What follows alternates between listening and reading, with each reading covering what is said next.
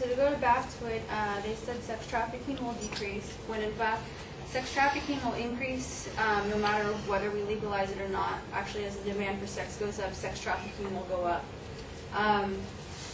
Brothels aren't really regulated unless we increase the police force enforcement, which means they would have to go in all the time to make sure that, you know, there's no children that were trafficked, because the brothels aren't going to report it because it's money for them.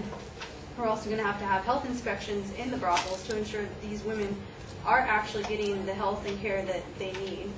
And as far as that goes, she stated all these things that the prostitutes wish that they had, but she didn't state how it was going to be paid for. If it's the government that's going to be paying for it, that means the taxpayers are going to be paying for all these health expenses for people who don't even have to be in the situation that most of them actually end up being forced into anyway.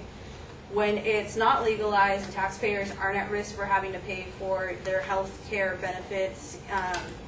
As far as the STD screening goes, you know, they don't have to pay for their psychological expenses of going to a shrink because it would be on them, what, you know, not on the government itself.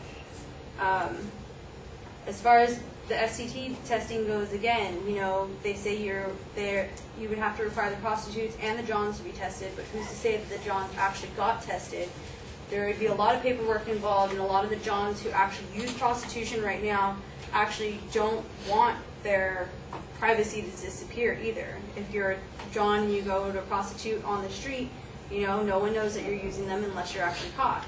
With the brothels, you know, you go into a brothel, there's security cameras, they know you're there, people can see you walking into a brothel because it's going to be obvious that it's a brothel. You know, you have to have this testing done all the time.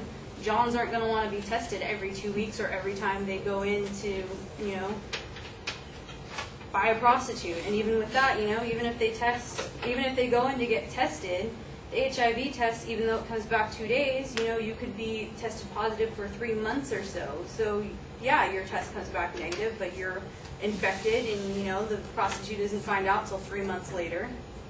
And then as far as the rape goes, rape will continue even if we regulate prostitution. Rapists don't rape people just because they can't get sex. Rapists rape people because they're mentally ill people who go after, you know, any vulnerable person. Not even vulnerable people. They break into people's houses to rape them, and it's because they're mentally ill. As far as job training goes, I don't know what kind of job training that prostitution actually gives you, other than to pretty much lay on your back and open your legs. That's pretty much what it is. And as far as us paying sales tax, I don't see how we're paying sales tax to prostitutes and income tax when most of them don't even report their earnings on income tax forms because they'd rather get the